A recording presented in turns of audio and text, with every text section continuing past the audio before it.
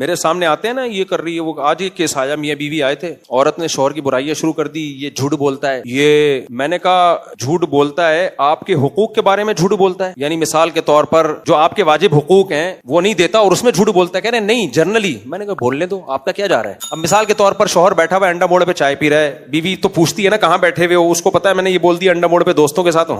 دوستوں کے لیے بڑا ٹائم ہے. تو پھر آدمی کا کسی کام کا رہتا نہیں ہے, پھر وہ جھوٹ بولتا ہے کہ میں مدنی مسجد بیان سننے کے لیے گیا ہوں. اب غلط تو یہ بھی ہے, لیکن تمہارا کیا لینا دینا بھائی, گھر سے باہر ہے تو چھوڑو اس کو, فون کر کے اس کو کنٹرول کر کے. دماغ خراب ہوتا ہے آدمی کا, وہ کو پتا ہے سچ بولوں گا تو. اب جس کی 2 شادیاں ہیں وہ سچ بول سکتا ہے, میں دوسری کی باہوں میں بیٹھا ہوا ہوں. ایسا ہوتا نہیں ہے, لیکن ایک مثال دے رہا ہوں. تو یہ تو میں نے کہا بھائی آپ کے بیسک حقوق ادا کر رہا ہے نہیں کر رہا, اور آپ کے بیسک حقوق کے معاملے میں اگر جھوٹ بول رہا ہے تو بتاؤ مجھے. باقی جھوٹ بولنا بری بات ہے, اس کو میں الگ سے سمجھا دوں گا, لیکن اس کی ٹینشن آپ مت لو. تو ایسے بہت ساری چیزیں تھیں جو کہنے لگی مجھے گھمانے کے لیے لے کے جاتا ہے لیکن ماں باپ سے چھپا کے. میں نے کہا یار یہ عجائب گھر میں رکھنے کے قابل ہے, اتنا نیک شوہر.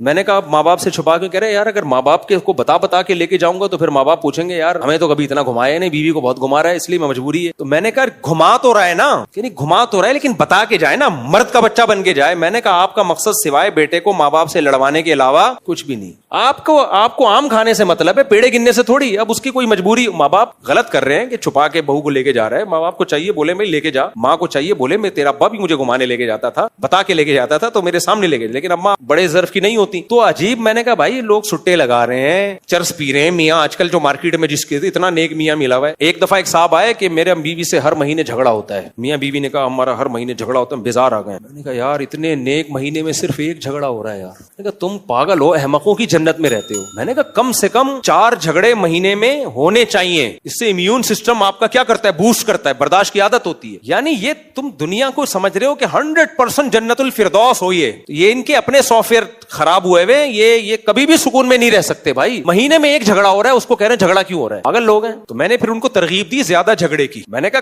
بہتر یہ کہ ہر ہفتے میں ایک, کم از کم مہینے میں 4, ورنہ آئندہ میرے پاس آنے سے پہلے 2 جھگڑے مجھے رپورٹ چاہیے. 2 جھگڑے نہیں ہوئے تو گارڈ کو بول دوں گا یہاں سے ان کو واپس بھیجو, کم از کم 2 جھگڑوں کی رپورٹ چاہیے مجھے. تو یہ نارملائز کرنے کے لیے, مسل لڑوانے کے لیے نہیں کہ یہ نارمل ہے. کیونکہ بعض لوگ وہ چاہتے ہیں کہ ہمیں بالکل ایسے سکون کی زندگی گزرے, تو پھر وہ سکون کی تلاش میں ڈپریشن کے مریض بن جاتے ہیں. تو ان کا سکون اسی میں ہے کہ یہ اس کے عادی ہو جاؤ, یہ ہوگا, یہ تو اسی سے سکون ملے گا.